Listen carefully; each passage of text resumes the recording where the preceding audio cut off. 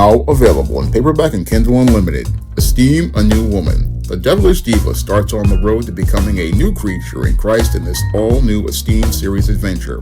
Get your copy of Esteem a New Woman at Amazon.com in paperback and Kindle Unlimited today. Before I get into this review of The Monster of Blackenstyne, and that's S-T-Y-N-E, not to be confused with Blackenstyne from the classic 1970s Blaxploitation movie, I want to take a minute to let everyone know that the books of the SJS Direct 2026 catalog are now available on Amazon.com and also available on Kindle Unlimited. And if you have a Kindle Unlimited subscription, you can pick up all 3 books of the SJS Direct 2026 catalog for free. Now, those books include John Haynes' An Offer He Can't Refuse, with a fantastic Des Taylor cover. And in this story, the man who rules the world gets a job offer he can't refuse in this 10th John Haynes series adventure, which basically wraps up the whole first story arc of the John Haynes series.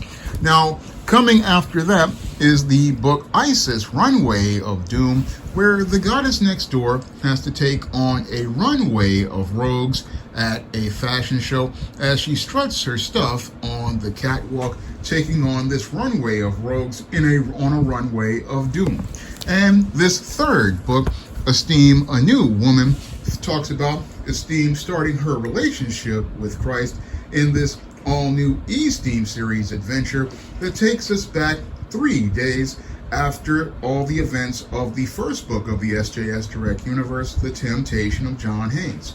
And all 3 of these books can be found in paperback on Amazon.com, and they are again also available on Kindle Unlimited. And if you have Kindle Unlimited, you can read them for free. Now, I know I've been quite erratic as related to the comic review videos, and I really would have loved to do more, but there are several things that basically keep me from doing these videos. I mean, one of them is that I'm really focused on doing most of my cardiac rehab, and that has me going out a lot more. The other thing is that the algorithm basically buries these videos, so I can do them, but not many people go out here and watch them. And that basically shows me, in some ways, the hypocrisy of the black nerd and the black comic fan. They'll sit there and complain about DC Comics being so white, but they'll sit there and ignore a book like this Monster of Blackenstyne, which was basically a very fun book. And when I saw the Kickstarter for this book, I really wanted to go out here and pick this one up, and the creator basically got this book out very quickly after the Kickstarter, so I give him hats off for that. Not only do I give him hats off for this whole getting the book out very quickly, I also give him hats off for getting a legend like Joe Jusko to go out here and do the cover for the Monster of Blackenstyne. Now, if anyone remembers, Joe Jusko is a painter who's been around, and he did the legendary 1990 series of trading cards called Marvel Masterpieces, and he's also done lots of covers for books like Vampirella and Sheena and many other indie titles, and he's one of the great comic painters. And for this brother to go out here and get somebody like Joe Jusko to do the cover, that in and of itself is basically I have to tip my hat off to him, because I know how hard it is to even get one of these artists to come and want to work on one of your projects. So I give him hats off for that whole thing of getting Joe Jusko to do this cover. And I know this cover had to cost him some money, but this cover captures the spirit of 1970s Blaxploitation films, because The Monster of Blackenstyne, not to be confused with Blackenstyne, it basically tells a story that captures the spirit of those 1970s Blaxploitation films. and really shows us that you can still tell these type of stories and basically still make them a lot of fun. Because while this bus driver was just a man until the man made him a monster, the story is well executed. And again, here on this channel, I'm not keeping these books so that they can be some sort of commodity like a stock. No, I go out here and read my comics, and I have to say, after seeing this, again, fantastic cover, which opens up strongly, David F. Walker does a fantastic job with this whole story of the monster of Blackenstyne, capturing the spirit of many of those old Blaxploitation movies of the 1970s. Now, many of you guys out here possibly don't remember the 1970s. If you're younger, I mean, back then we had Hollywood that was in the middle of a major slump, and as they were in the middle of a major slump, the late Melvin Van Peebles basically showed that there was an audience for black films with his legendary Sweetback's Badass Song movie, and that movie opened up the door for what they call the Blaxploitation era of films, where the studios basically went out here and made some extremely cheap and low budget movies that just featured black actors and gave us legendary films like not only Sweetback's Song, but also gave us Dolomite, gave us Shaft, and also gave us black horror movies like Blackula and The Monster of Blackenstyne, which was spelled S-T-I-N-E or E-I-N. I don't really know, but that movie basically was like a black version of Frankenstein. But what David F. Walker has done is create his own Monster of Blackenstyne here with his own story, and made this story his own while capturing the spirit of those old Blaxploitation movies. And in those old Blaxploitation movies, they presented the idea of this white man, this Stein guy, basically again creating this monster. And as he's creating this monster, he, as related to this dead black man, he wants to bring him to life. And as he goes out here and looks to make this black man come to life, this is where we see how the man made this brother into a monster. And as he becomes a monster, we get segments that show the man that he once was. And as we see the man that he once was, a brother just working his school bus driver job, and he's looking to get this little blind white girl home. And as he's looking to get the white girl home, basically he's having this flashback memory and then thinking about the monster he's become. And as he's thinking about the monster he becomes, we get some, after he leaves, we get some foreshadowing with this really grimy white cop and his new white blonde female partner, again playing nicely to the tropes that were in Blaxploitation movies, because they always made it where the white girl was supposed to be presented as sweet and innocent with the white man, the evil white man. And as this is going on, we've got Dr. Stein basically scared about his monster, but really showing how racist he is, because what he's really scared of is the black monster that he's created. And I like that play on things, showing that the black monster was created by the white man, how he was a construct of the white man. And as this is going on, he's running into the white cops looking for help, and some innocent kids are chilling here. And eventually here comes this white man looking to go and make his exaggerations about this black man being a monster when it's all his own creation.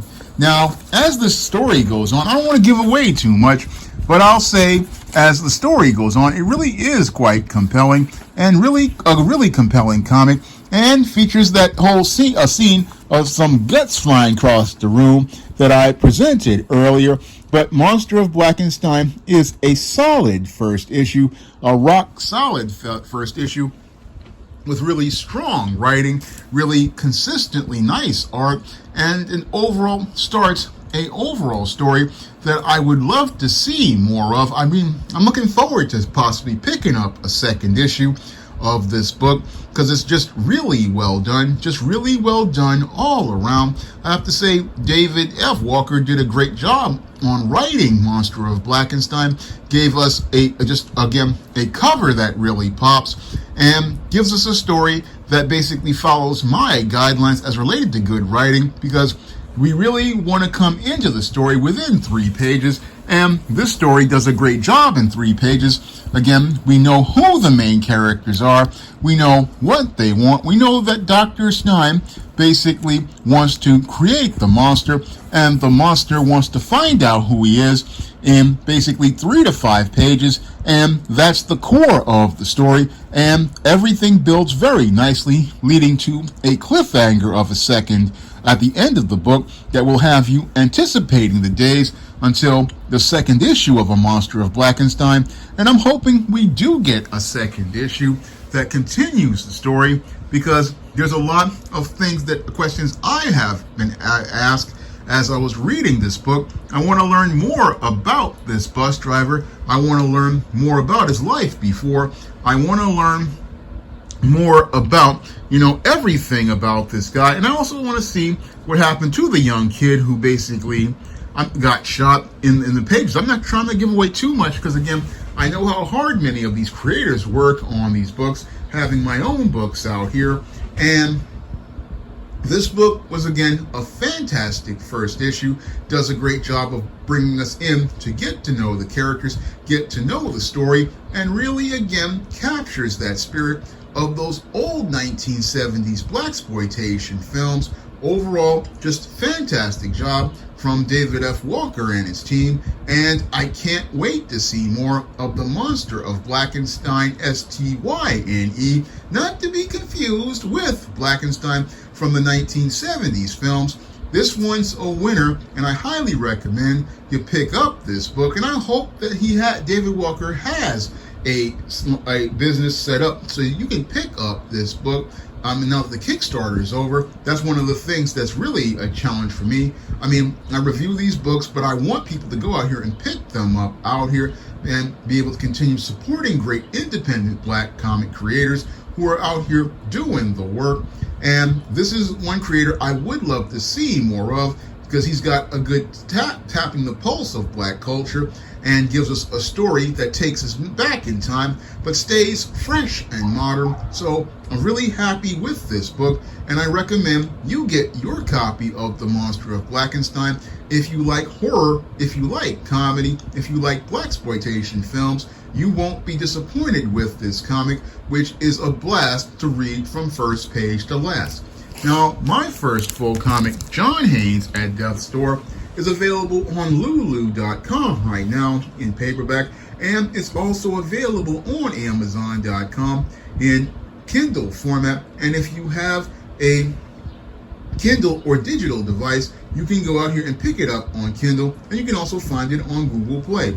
And my second comic, Esteem No Good Deed, is available on Kindle for just 99 cents, and it's also available in the Esteem series book, Esteem Blast from the Past. And you can pick up all my books in the SJS Direct Universe in paperback and Kindle format on Amazon.com to see Black characters come to life in action-packed fantasy stories. And there you can pick up the books of the ISIS series, the books of the Esteem series, the books of the John Haynes series, and many other books I've done, like Spinsterella Goth Girl Summer. You can find all those books on Amazon.com in paperback and Kindle format. You can also find them at other online booksellers like Draft to Digital, Google Play, Barnes & Noble, and big box retailers like Walmart and Target. And again, that's all I have to say for this comic review video. You can comment, rate, and subscribe. Now available in paperback and e-readers, John Haynes, an offer he can't refuse. The man who rules the world gets a job offer he can't refuse in this action-packed all-new John Haynes series adventure. Get your copy of John Haynes, an offer he can't refuse at Amazon.com and other online booksellers. Now available in paperback and e-readers, ISIS Runway of Doom. The goddess next door struts her stuff on the catwalk to take on a runway of rogues in this action-packed all-new ISIS series adventure. Get your copy of ISIS Runway of Doom at Amazon.com and online booksellers everywhere. Support Black-owned and Black-operated digital broadcast media. www.niceradionetwork.com. Nice Radio Network, broadcasting 24 hours a day, 7 days a week.